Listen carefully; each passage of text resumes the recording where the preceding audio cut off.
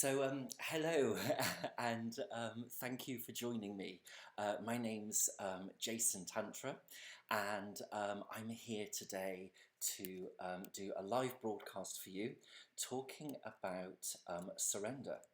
And I think one of the first questions that I'd like to ask you is when did you last truly and deeply let go? Just have a little think about that for the moment. Like, when did you last feel so surrendered and so at peace that you were just in a state of what I call being? And I'm guessing that in the main, um, most of you might not remember a time, or if you do remember a time, it'll be, sort of like a few months ago. So today's broadcast that I'm doing for you is on the theme of surrendering. And I'm also surrendering to pleasure is the theme of my up and coming workshop in Oakland, California, this June 17th and 18th. And this broadcast is to kind of support that, give you some more information about surrendering. But it's not just about my workshop that the topic of surrendering is important. It's also generally in the practice of Tantra.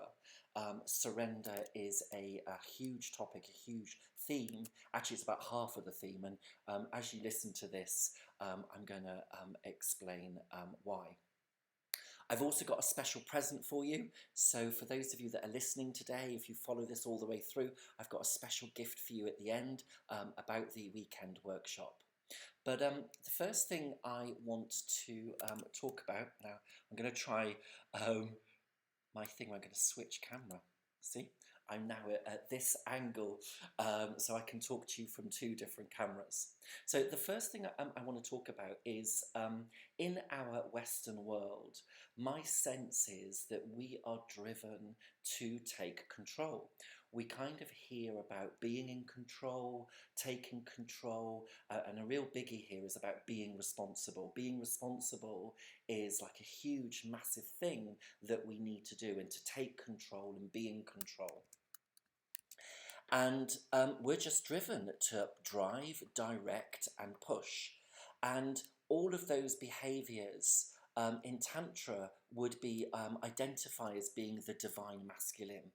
And, we need all those behaviors. We need to be able to push. We need to be able to create. We need to be able to have passion to push stuff forward. Otherwise, we would get absolutely nothing in the world done, and humanity wouldn't evolve on like a doing level. But for me, that's only half the story of humanity. And for me, the problem that I see is that we become so conditioned to take control and be in control that we lose the ability to let go of control, and we lose the ability to surrender. Just as I'm talking to you, I'm kind of reminded, I don't know about you, whenever you go on holiday, it can sometimes take the week, like day 5 of a holiday, to actually come down and feel like you're back to a state of being. Like the days beforehand, you were so pent up, so much stress, so much thinking, the mind kind of whirring round and round.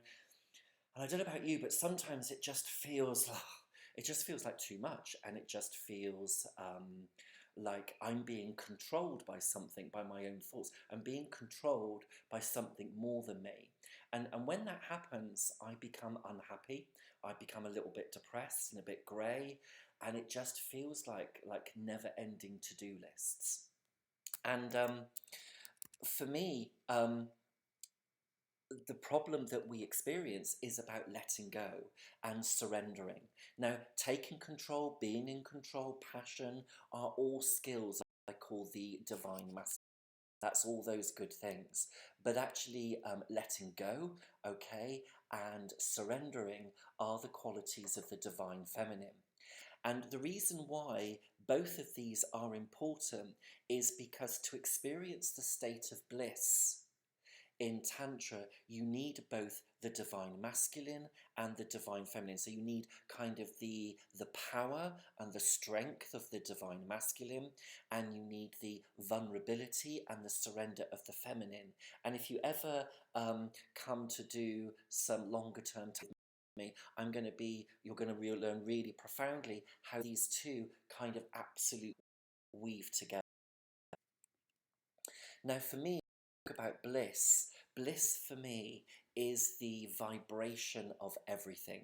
It's about bliss in every moment. And what happens on like a day-to-day level is that we become so much in our minds that we lose the ability to experience and be with the silence. Now, the problem with silent meditation is that our minds are so busy that it takes, if you're doing like an hour's silent meditation, I guarantee it'll take about 59 minutes and 30 seconds to actually get to a point where you can actually stop the mind thinking, stop the mind saying things, stop the mind like processing thoughts.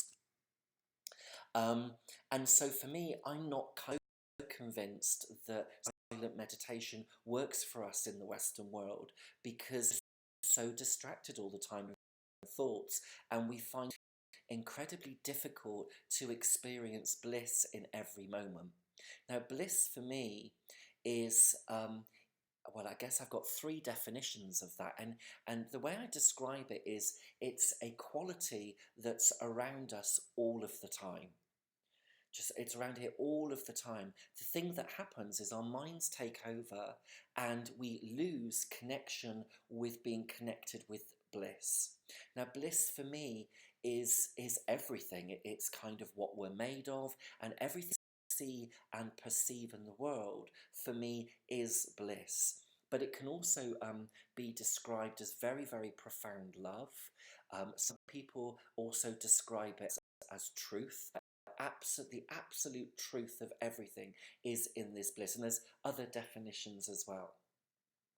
But what happens is that we get so busy in our day-to-day lives that we just forget. We forget that there's this state of bliss around us all the time. And if you kind of imagine, like if the world was being run on the state of bliss, the state of profound love, and the state of profound truth, you'd kind of wonder what kind of world we would create, and just imagine that possibility for a moment. But like say when this when this live broadcast ends, what happens is we go back into our day-to-day, straight back into our mind. We go back into our thoughts, and there's nothing wrong with thoughts. It's what enables us to function and to do things in the world. But constant doing is an illusion because it doesn't feed us, it doesn't feed my soul, it doesn't feed who I am, and it's kind of purely what I call transactional. So if you've had a day ever of just doing tasks and doing to-do lists, about halfway through the day you might kind of notice yourself sighing, going like that, and you just feel a bit lower, and it feels like you're being controlled by the lists of tasks and things that you have to do. And you can feel caged, you can feel controlled, you can feel depressed, you can feel unhappy. Now, in my experience, the most profound moments that I've had in my life is when, instead of doing, that I'm being. Just see if you can close your eyes for a minute. I'm just going to try a little experiment, a little test with you. Just see if you can close your eyes for a second. And, excuse me, what I want you to do, I want you just to take a slow, deep breath.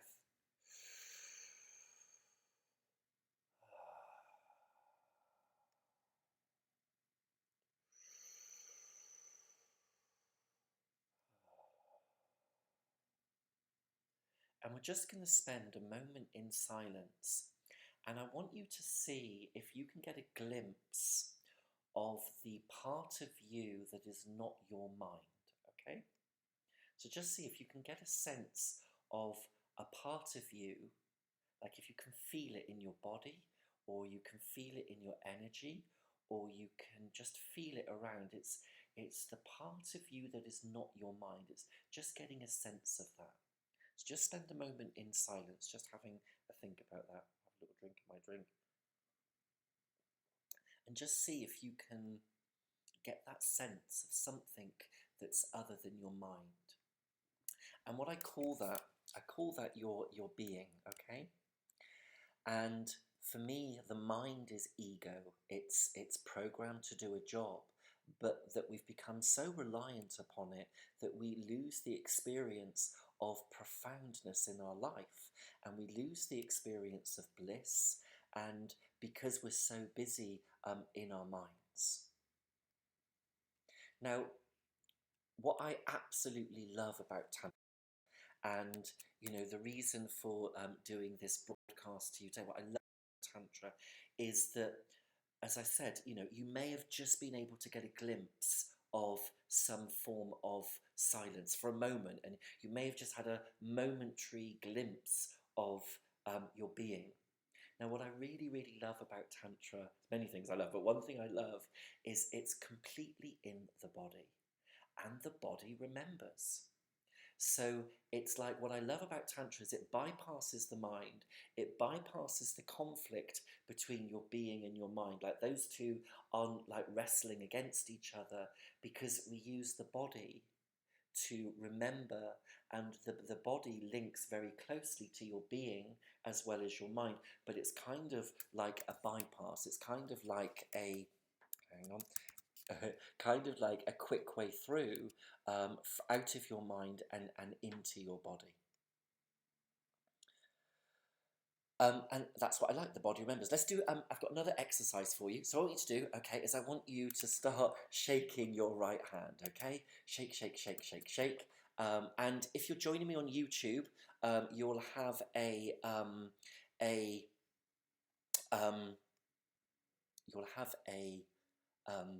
comments field, like a chat window, so you can comment if you're getting. So what I want you to do is shake, shake, shake, shake, shake, faster, faster, faster, faster, faster, shake, shake, shake, shake, shake. Okay, keep going, shake, shake, shake, shake. Okay, and then what I want you to do is just to stop. Okay, and I just want you to feel what's going on in your hand, and what you're probably going to feel is tingling, like a vibrating. And basically, my point here is that the body is still remembering that it's woken up, that it's activated. Like even now, I can feel it, and it's still doing this, and it remembers the shaking and continues to respond. I just feel that in our lives, we need to surrender more than ever before. Only in our surrender can we truly experience this thing called bliss. And in bliss is this very, very profound sense of love, profound sense of peace, profound sense of stillness that's so still that it leaves you without words, without thoughts, without anything. And in that silence is the bliss, like the total bliss, that